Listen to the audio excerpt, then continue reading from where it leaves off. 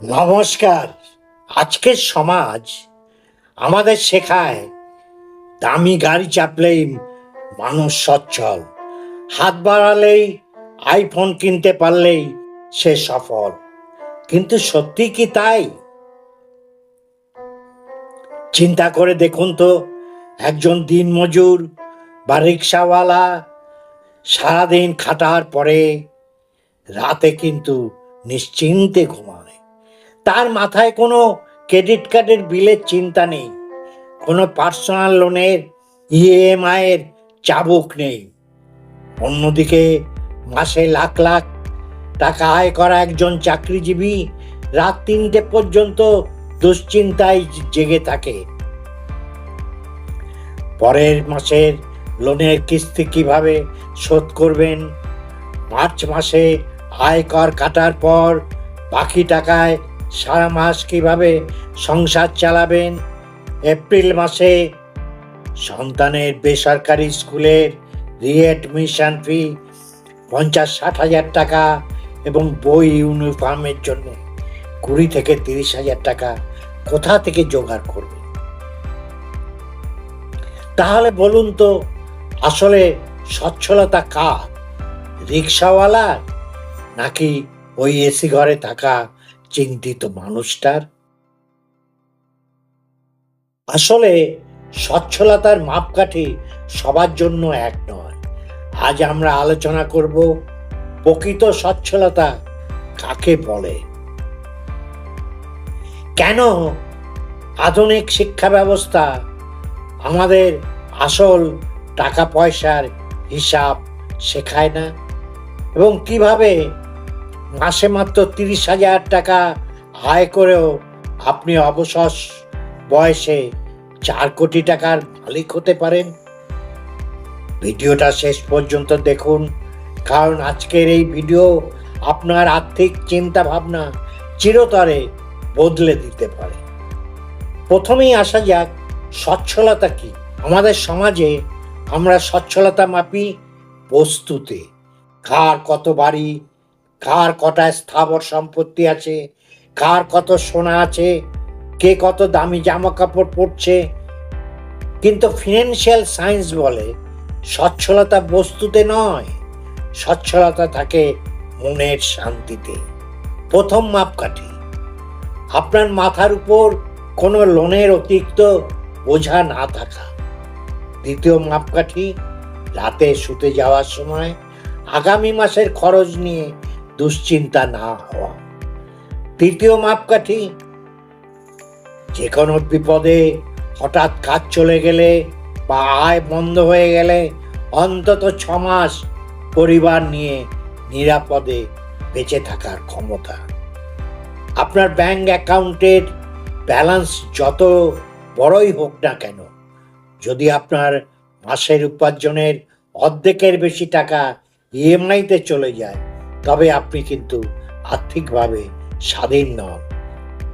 আপনি আসলে ঋণের দাসে পরিণত হয়েছেন। কিন্তু আমাদের দোষ কোথায় বলুন?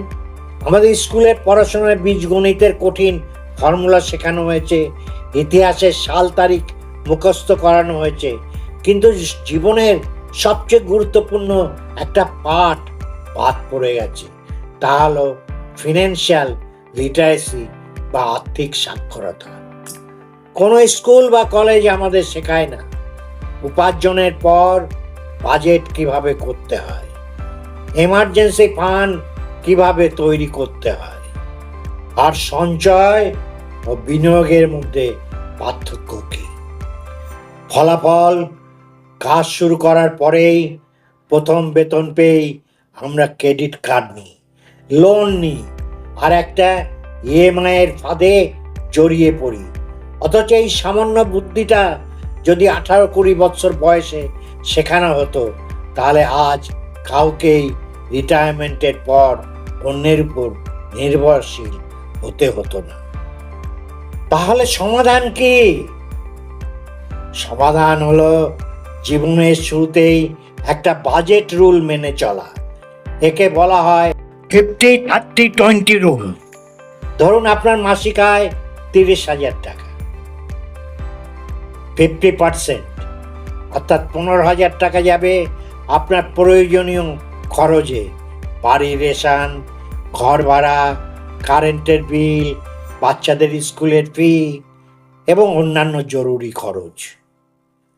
30% মানে 9,000 টাকা যাবে আপনার শখ বা ইচ্ছাতে, উইকেন্ডে ঘুরতে যাওয়া, সিনেমা দেখা, রেস্টুরেন্টে খেতে যাওয়া বা জামা কাপড় কেনা। 20% মানে 6,000 টাকা, এটাই সবচেয়ে গুরুত্বপূর্ণ। এই টাকাটা সোজা চলে যাবে আপনার ভবিষ্যৎ তহবিল তৈরিতে।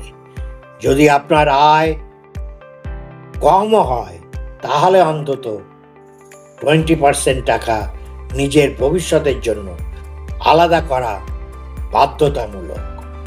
এখানেই অনেকে মস্ত বড় ভুল করেন। তারা সঞ্চয় আর বিনিয়োগকে এক মনে করেন। সেভিংস ব্যাংকের অ্যাকাউন্টে টাকা ফেলে রাখা, মনে রাখবেন সেখানে টাকা কিন্তু বাড়ে না, বরং ইনফ্লেশন বা মুদ্রাস্ফীতির কারণে তার আসল মূল্য দিন দিন কমতে থাকে। ইনভেস্টমেন্ট টাকা দিয়ে টাকা তৈরি করা, অর্থাৎ আপনার টাকাকে এমন কোথাও খাটানো যা মুদ্রাস্ফীতিকে হারিয়ে আপনাকে চমৎকার রিটার্ন দেবে। তবে বিনিয়োগ শুরু করার আগে প্রথম কাজ হলো একটি এমার্জেন্সি ফান্ড তৈরি করা। আপনার 6 মাসের সংসারের খরচ একটি লিকুইড ফান্ড বা সেভিংস অ্যাকাউন্টে আলাদা করে রেখে দিন, যাতে হঠাৎ রাত বেরাতে কোনো বিপদ বা চাকরি গেলে আপনাকে কারোর কাছে হাত পাততে না হয়। এখন আসি আজকের ভিডিওর সবচেয়ে আকর্ষণীয় অংশে, যাকে আইনস্টাইন বলেছেন পৃথিবীর 8ম আশ্চর্য, অর্থাৎ কম্পাউন্ডিং এর শক্তি।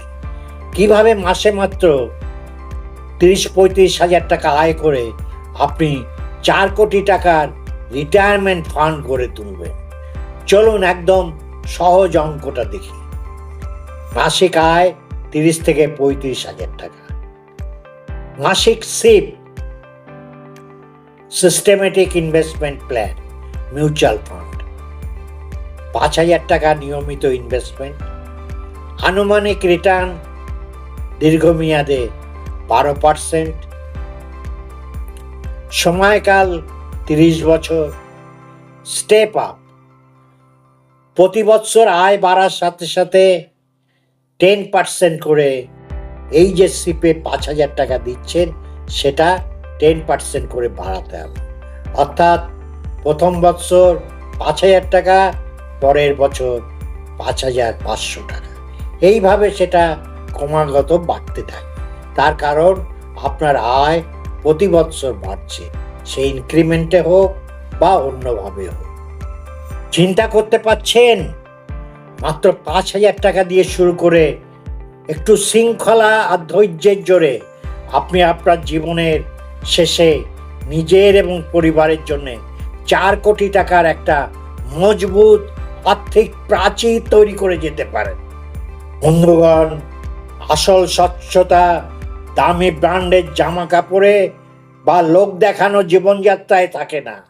আসল সচ্ছলতা থাকে কোনো ঋণ না থাকার স্বাধীনতায়, নিশ্চিন্তে ঘুমে আর একটি সুরক্ষিত ভবিষ্যতে। আজই সঞ্চয় আর বিনিয়োগের তফাৎটা বুঝুন। আপনার আয়ের অন্তত 20% সঠিক জায়গায় বিনিয়োগ করা শুরু করুন। আজকের ভিডিওটা যদি আপনাদের ভালো লাগে, চোখে নতুন আলোর দিশা দেখিয়ে থাকে, তবে অবশ্যই লাইক করুন, বন্ধুদের শেয়ার করুন, আপনার মতামত কমেন্টে জানান। যারা এখনো আমার চ্যানেলটা সাবস্ক্রাইব করেননি তারা চটপট সাবস্ক্রিপশন বাটনটা ক্লিক করুন, অল নোটিফিকেশন বেলটা বাজিয়ে দিন, যাতে আমার এই জাতীয় ভিডিও আপনাদের কাছে সময় মতো পৌঁছে যায়। দেখা হচ্ছে পরবর্তী ভিডিওতে। ভালো থাকবেন, সুস্থ থাকবেন, আনন্দে থাকবেন। এবং বুদ্ধিমানের মতো বিনিয়োগ করবেন। ধন্যবাদ।